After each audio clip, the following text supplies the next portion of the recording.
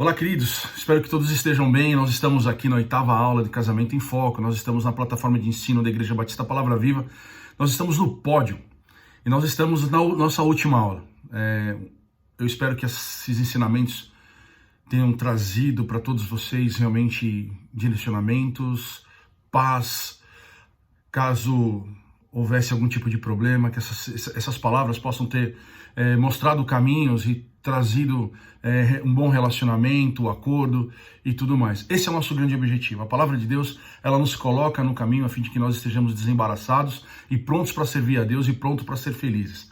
Amém? Esse é o grande desejo de Deus. O grande desejo de Deus é que as pessoas olhem para nós e não vejam pessoas perfeitas, mas vejam pessoas que desejam o amor de Deus, que desejam conhecer a Deus e desejam fazer Deus conhecidos através das suas vidas, em especial através dos nossos casamentos. Então vamos lá, 8ª aula. Eu quero falar sobre alguns pontos que eu entendo ser muito importantes e eu acredito que vai te ajudar bastante nessa caminhada, né, a fim de que você seja uma bênção e um abençoador. Nós falamos a semana passada dos 5 primeiros pontos desse módulo que fala sobre finanças. Falei sobre Deus ser o seu provedor, buscar Deus em primeiro lugar, né? Obedecer a Deus e confiar a Ele o amanhã. Falei sobre a importância do dízimo, de um coração generoso e ser generoso com Deus e com os outros, né? E hoje eu quero falar sobre mais 5 pontos que eu acredito que serão bem importantes para a sua vida. O primeiro deles, tome cuidado com as dívidas. Olha só o que fala lá em Deuteronômio 28:12. O Senhor te abrirá o seu bom tesouro, o céu, para dar chuva à tua terra no seu tempo, e para abençoar toda a obra das tuas mãos, e emprestarás a muitas nações, porém tu não tomarás emprestado. Essa é uma palavra que Deus está falando para a gente, sobre que a bênção virá e nós emprestaremos para muitos, mas não tomaremos emprestados. Está falando que a bênção está em você não tomar algo emprestado, ou seja, que você não precise de um dinheiro por conta de uma falta ou por conta de um problema. A bênção tem a ver com prosperidade, a bênção tem a ver com você ajudar outros. Agora, a gente precisa entender um pouquinho mais. Vamos lá. Deus nos chamou para emprestar e não tomar emprestado, né? Eu não estou dizendo aqui que nós não devemos comprar coisas a prazos, como uma casa, como um carro. Eu estou dizendo aqui para nós tomarmos cuidado com o endividamento. Isso pode fazer com que você se torne escravo de situações que você, lá na frente, talvez não consiga lidar, né? Tem textos que falam justamente sobre isso, né? Tem um texto lá em Provérbios 22:7, que diz assim: o rico domina sobre o pobre, e o que toma dinheiro emprestado se torna escravo de quem empresta. Então a palavra tem nos alertado sobre isso. Outra coisa, as dívidas muitas vezes são resultados de um consumismo, de uma compra desenfreada, de necessidade de aprovação, de distorções de propósito, de má administração, né, do dinheiro do casal, do nosso dinheiro, que acaba nos levando a essa escravidão que a gente vê aqui em Provérbios 22:7. Então eu não estou dizendo aqui para que você não faça, você não compra algo, que você não se planeje, não se organize.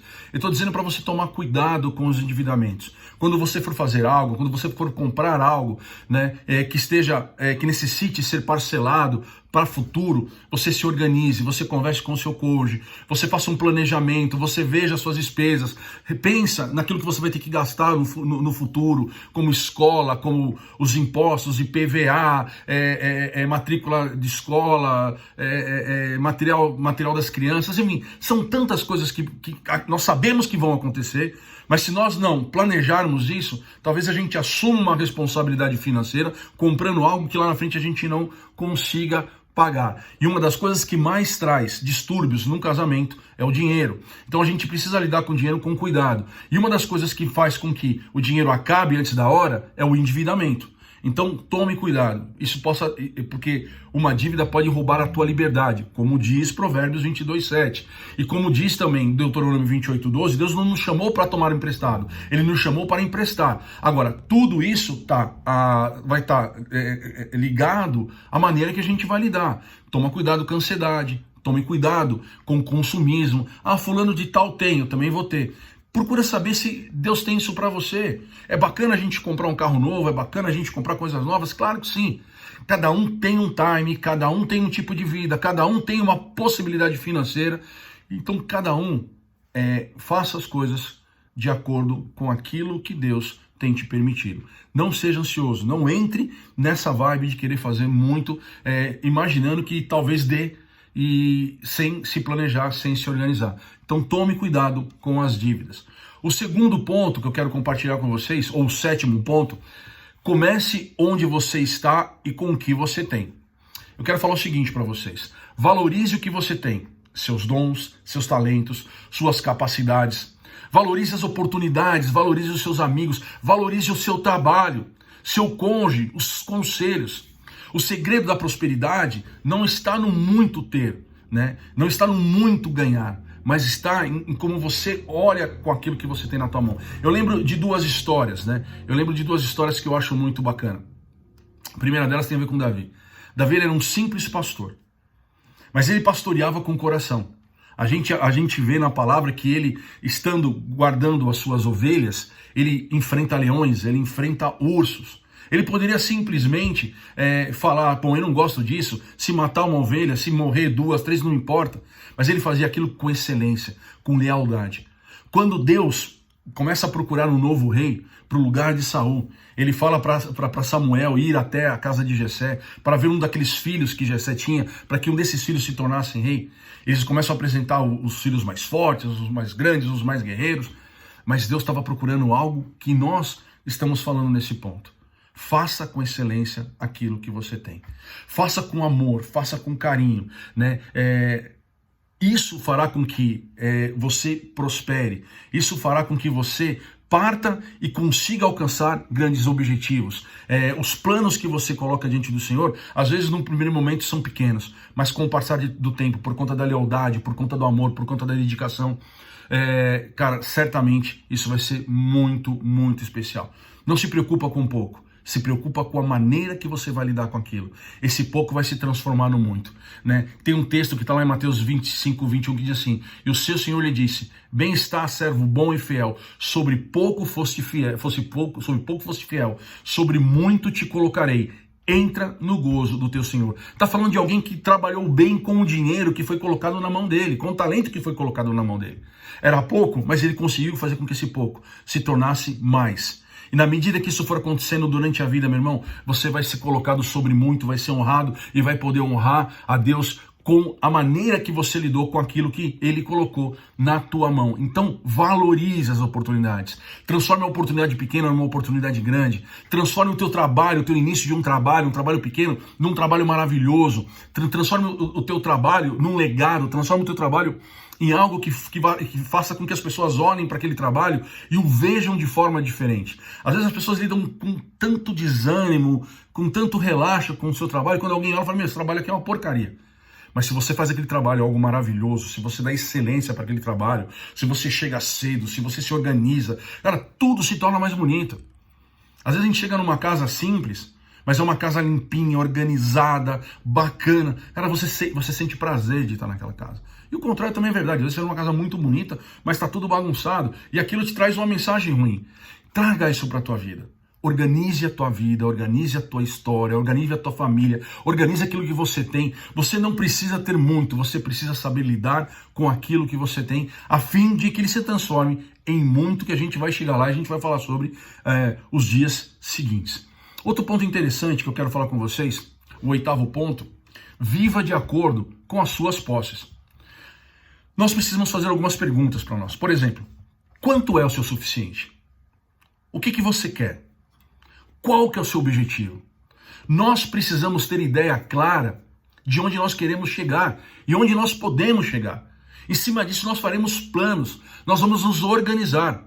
Lucas capítulo 14, 28 e 30 diz assim, pois qual de vós, querendo edificar uma torre, não se assenta primeiro a fazer as contas dos gastos, para ver se tem com que acabar, para que não aconteça que, depois de haver posto os alicerces, e não o podendo acabar, todos os que virem comecem a escarnecer dele, dizendo, este homem começou a edificar e não pode acabar. Eu falei sobre dívidas, eu falei de nós temos que tomarmos cuidado de não gastar muito para chegar num determinado momento nós não termos como saldar aquelas dívidas. O texto aqui em Lucas está falando algo parecido, mas falando sobre planejamento, de se organizar para que nós venhamos começar tudo e terminar.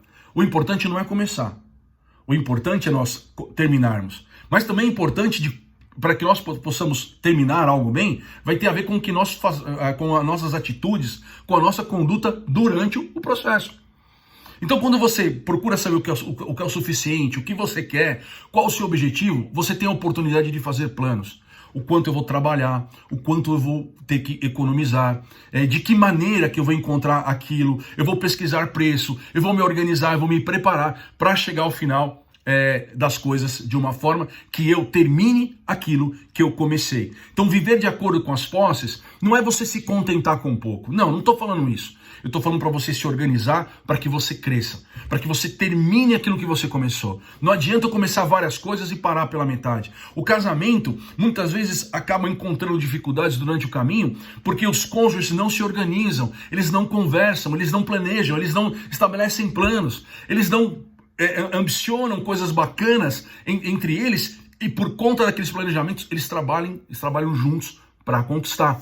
Então, 8º ponto, viva de acordo com suas posses. Não estou falando de se contentar com pouco, eu estou falando de você se organizar a partir daquilo que você tem, sempre pensando nos pontos seguintes, que a gente vai falar sobre crescimento, que tem a ver com a palavra de Deus. Deus não quer que ninguém viva no pouco, Deus quer que nós multipliquemos as bênçãos que nós temos recebido. Tá ok? Eu quero ler mais um texto para vocês. Provérbios 21:5. Os pensamentos do diligente tendem só para abundância, porém os de todo apressado tão somente para a pobreza. Ou seja, se organizem. Não tenham pressa de começar algo. Se planejem. Analisem o que você tem. Analise o que você vai precisar para ter. Analise o que vai acontecer ou procure presumir o que vai acontecer durante o caminho para que você não seja surpreendido. E aquilo que você começou com tanto amor e carinho, no final das contas não acontece e vai te trazer dissabor, como diz lá em Lucas capítulo 14, 28 e 30. Em Provérbios 21:5 diz que o apressado vai ter problemas com a pobreza, ou seja prudente. O ponto 9 tem esse tema: mantenha um controle de orçamento adequado. Mantenha um controle de orçamento adequado. Seja um bom administrador de sua vida. E eu quero trabalhar nesse ponto, eu quero trabalhar nesse tema em 4 pontos. O primeiro deles, ganhar. Trabalho. A Bíblia fala em 2 Tessalonicenses 3:10, porque quando ainda estávamos convosco, vos mandamos isto, que se alguém não quiser trabalhar, não coma também. Gente, o trabalho é uma bênção.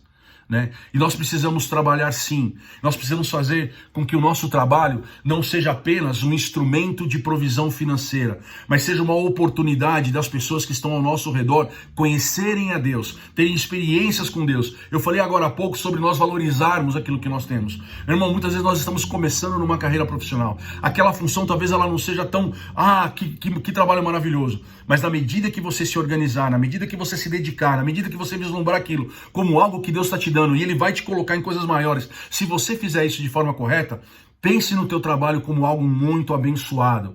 Sempre podemos crescer muito no que diz respeito ao trabalho, podemos prosperar, podemos ter promoções, mas sempre pensando na vida como um todo. Não é só trabalho. O trabalho faz parte de um plano, faz parte de um objetivo, faz parte de algo que Deus estabeleceu para você. Não é só o dinheiro que nós estamos atrás. Nós queremos cumprir os nossos propósitos. Cuidado com a ganância.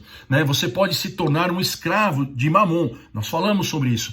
Tenha ambição, mas não seja ganancioso. Ou seja, queira ganhar, queira aumentar as suas possibilidades financeiras, mas não permita que isso seja o seu grande objetivo. Entenda que isso faça parte de um objetivo santo, algo que Deus te deu, que Deus te chamou, e Ele quer que você faça o melhor. Trabalhe sim, a fim de que, além do dinheiro que você ganhe no seu trabalho, você ganhe prestígio, a fim de que as pessoas olhem para você, não para te engrandecerem, mas para conhecerem aquele que é fonte de ensinamento, de conhecimento, fonte de entusiasmo, fonte de perspectivas de um futuro melhor a despeito das circunstâncias.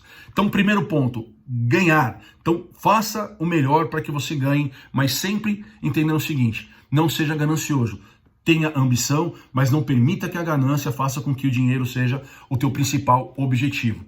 Outro ponto importante numa boa gestão, né, é gastar. Ou seja, gestão das suas possibilidades. Respeite o seu orçamento. Eu ganho tanto, eu não posso gastar muito mais do que aquilo. Até mesmo as dívidas, elas precisam estar dentro do meu orçamento, senão eu vou ter problema. Eu preciso pagar as contas. E preciso de algo que a gente vai começar a falar um pouquinho agora, sobre guardar dinheiro para o futuro. Se preparar para que nós tenhamos um futuro tranquilo, que nós tenhamos dinheiro para não só para subsistência, mas também para poder investir, né? Ter condições de multiplicar as nossas posses, como a gente viu lá em Lucas 14:28, para ver se tem como acabar. Então, assim, é bom nós nos prepararmos para que o nosso mês tenha 30 dias e o nosso salário não só dê para 30 dias, dê para 45, dê para 60 dias. É claro, de uma forma ilustrada eu estou dizendo isso, para que aquilo que sobre você possa guardar, para que você possa se preparar para o futuro.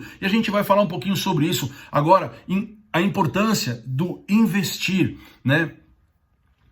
Eu quero ler a parábola dos talentos, né? Então aproximou-se o que receberá 5 talentos e trouxe outros 5 talentos. Ou seja, ele multiplicou aquilo que o seu senhor colocou nas suas mãos. E olha qual foi a resposta do seu senhor, né? O senhor disse, entregaste-me 5 talentos, eis aqui os outros 5 talentos que granjeei com eles. E o seu senhor disse, bem está, servo bom e fiel, sobre pouco foste sobre o pouco foste fiel, sobre muito te colocarei. Entra no gozo do Senhor. Então, Deus tem expectativas e Deus nos ensina através da sua palavra que o nosso dinheiro tem que multiplicar, que a nossa gestão, que a maneira de nós lidarmos com ele não tem que ser só pensando no dia de hoje. Eu ganho e gasto tudo que eu tenho. Eu preciso ganhar, eu preciso receber o meu dinheiro, eu preciso criar uma planilha, me organizar para que eu faça com aquilo que eu ganhe tudo o que eu preciso fazer. Eu já disse isso, né, nesse curso, que nós não devemos substituir coisas importantes por outras coisas importantes. Nós precisamos aprender a nos organizar, ter tempo para todas as coisas. Inclusive, temos dinheiro para todas as coisas. Então eu tenho o meu salário, eu tenho que separar o meu dízimo, que é algo fundamental, que consagra, que abençoa o meu dinheiro. Eu tenho que me organizar para as minhas despesas e eu tenho também que guardar dinheiro para que eu possa investir, para multiplicar aquele dinheiro. O meu salário não é fruto somente do meu trabalho. Não pense dessa forma. O meu dinheiro, o meu trabalho é fruto do amor de Deus pela minha vida, tá bom? E o último, futuro. Eu já falei nesse ponto, né? Nós estamos falando aqui em manter um controle de orçamentos adequado, nós estamos falando de uma boa gestão. Eu falei sobre ganhar, eu falei sobre gastar, eu falei sobre investir, agora eu vou falar sobre futuro. Eu quero ler com vocês Provérbios 13:22. O homem de bem, o bom homem, o homem ok, né? Deixa uma herança aos filhos de seus filhos. Está falando de você deixar a herança para os teus netos, ou seja, você se preparar de tal forma que você tenha condição de deixar para eles bens, deixar para ele uma herança, né? Mas a riqueza do pecador é depositada para o justo. Amados, não pense só no dia de hoje. Pense na sua vida como um todo. Não pense só nas primeiras fases da vida. Nós falamos sobre as estações, nós falamos sobre as 4 estações do ano, falamos sobre primavera, verão, falamos sobre outono, falamos sobre inverno. Se nós não nos organizarmos, né, nós chegaremos no inverno com muitos problemas. Talvez paremos, né, no outono com muitos problemas. Mas se nós nos organizarmos, se nós fizermos bons plantios, se nós aprendermos sobre o papel que Deus tem para cada um de nós, se nós buscarmos conhecimento de Deus na administração financeira, se nós formos generosos, se nós realmente lidarmos com a ansiedade, lidarmos com a ganância, certamente, querido, você sempre vai ter para guardar. Você vai ter para guardar e você vai ter para abençoar, porque é um dos nossos chamados. E Deus tem isso para as nossas vidas. Eu quero fazer só um comentário com vocês dentro desse ponto de administração. Muitas vezes nós temos que dar um passo para trás. Muitas vezes a gente tem que se reorganizar a vida. Isso não significa regredir. Isso também não significa perder, né? Na verdade, significa você melhor se posicionar. Então, como eu escrevi aqui, não significa regredir, ou esperar também não significa estar parado, né? Nós vemos isso como uma atitude sábia de posicionamento melhor para novas jornadas. Muitas vezes nós temos oportunidades de fazer algumas coisas, né? E a gente acaba não conseguindo, e a gente fica frustrado porque aquilo não deu certo, ou porque aquilo não aconteceu. Então se organiza, se você pecou, se arrependa, coloque teu coração diante do Senhor, peça as bênçãos do Senhor, peça a misericórdia do Senhor, mas não entenda que isso é o fim. Deus tem um plano, como eu tenho dito para vocês nesse curso, para a sua vida. Não somente valorize o momento, valorize a vida como um todo. Se você precisar dar uma paradinha hoje, pensa melhor, se reorganiza, busca conselho. Aí novamente você se lança, para que você faça com que o teu dinheiro, que o teu salário, ele prospere, tá bom? Lá em Provérbios 10, 22, fala o seguinte: a bênção do Senhor é que enriquece e não traz consigo dores. Ou seja, busque a bênção do Senhor a fim de que você realmente prospere em todas as coisas. E, por fim, eu quero falar sobre decisões que requerem responsabilidade no casamento. Não devemos tomar decisões individualmente. Nós não estamos falando aqui de um relacionamento controlador. Estamos falando aqui que deve haver comunhão em um único propósito. Ou seja, a questão aqui não é um casal, um cônjuge falar, eu quero saber o que você fez, eu quero saber o que você fez, eu não vou te contar, eu vou te contar. Não é isso. Eu quero falar o seguinte, eu quero falar sobre ter acordo, quero falar sobre ter comunhão, eu quero falar sobre estar juntos em todas as coisas. O controle ou a administração do dinheiro pode ser feito de maneira individual, mas o planejamento, isso que eu estou dizendo, o planejamento, né, dos objetivos devem ser feitos com o casal. Deus juntou os dois para serem mais fortes. Não tem por que eu abrir mão disso, né? O acordo aqui, como está lá em Amós 3:3, é fundamental. Não andará dois juntos, se não tiverem entre si acordo, né? Eu gosto de usar uma frase que diz assim, uma expressão da seguinte forma: não existe mais o meu ou o seu dinheiro, é o nosso dinheiro, ou melhor, o dinheiro de Deus, o dinheiro que Deus nos deu para sermos administrador deles. Então nós temos aprendido que Deus tem expectativa, né? Lá em Mateus 25, 14 e 30 fala sobre expectativa, realização, consequência ou benefício. Nesse ponto sobre ter controle, mas de forma conjunta, nós estamos respeitando algo que Deus nos deu, que é algo maravilhoso, que é a caminhada juntos. Então, não administre o teu dinheiro de forma individual.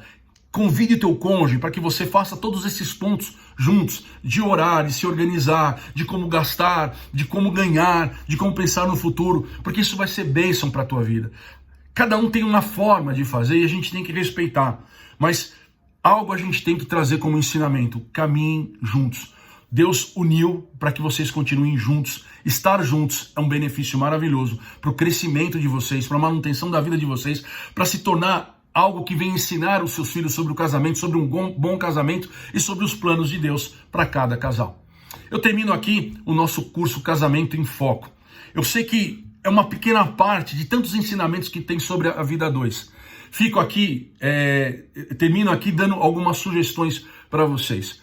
Na Igreja Batista Palavra Viva nós temos muitos cursos, temos ministérios que tratam de casais. E nesse ministério existem muitos cursos, educação de filhos, tem cursos sobre casais que faz com os casais juntos, é muito bom.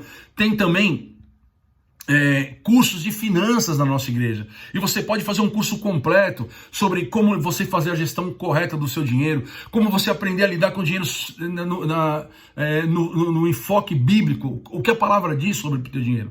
Então, se você está terminando esse curso comigo agora, eu quero fazer uma sugestão para você. Entra no aplicativo da igreja e procure os cursos no Ministério de Casais, no Ministério de Finanças, e se lancem, porque quanto mais informação você tiver, vai ser melhor para você.